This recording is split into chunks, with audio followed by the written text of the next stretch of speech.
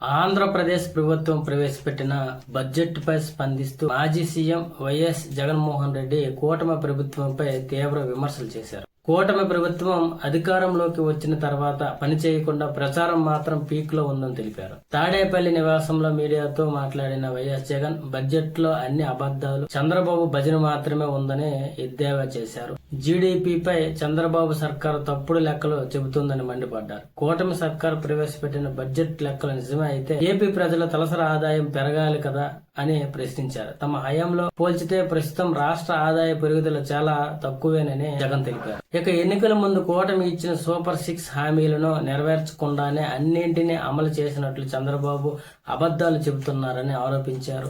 కేంద్ర ఆదాయాన్ని 9.64% పురోగతి ఉంటే ఏపీ మాత్రం 1.97% ఉందని జగన్మోహన్ రెడ్డి గారు మాట్లాడారు. అలాగే దేశంలోని అన్ని రాష్ట్రాలతో పోల్చితే 23 రాష్ట్రాల దిగువన ఏపీ ఉందని పేర్కొన్నారు. 2024-2025లో దేశమంతా 9.8% వృద్ధి రేటు ఉంటే అలాగే ఏపీ మాత్రం 11.75%తో అభివృద్ధిలో దూసుకుపోతుందని చంద్రబాబు చెబుతున్నారని, 2025-2026లో ఏపీ 10.75% ఉంటే రాష్ట్ర ఆదాయాన్ని చంద్రబాబు పక్కదోవ పట్టించారని మండిపడ్డారు. అలాగే టీడీపీ నేతల వ్యవహారం దోచుకో పంచుకో తినుకో అన్నట్లుగా తయారైందని, రాష్ట్రానికి ఉన్న వనరులన్నింటినీ దోచేస్తున్నారని ఆరోపించారు. చంద్రబాబు, లోకేష్, పవన్ కళ్యాణ్ కు ఒక విమానం, ఒక హెలికాప్టర్ ఉన్నాయని, కొలంబో వెళ్లి క్రికెట్ మ్యాచ్ చూస్తాడని, ఆ తర్వాత రోజు ఉదయాన్నే విజయవాడ వస్తారని నారా లోకేష్ పై పరోక్షంగా విమర్శలు చేశారు. ప్రైవేట్ విమానంలో కొలంబో వెళ్లి మ్యాచ్ చూశారని, టీవీలో చూస్తే మ్యాచ్ కనిపించదా, తాను కూడా టీవీలో చూశానని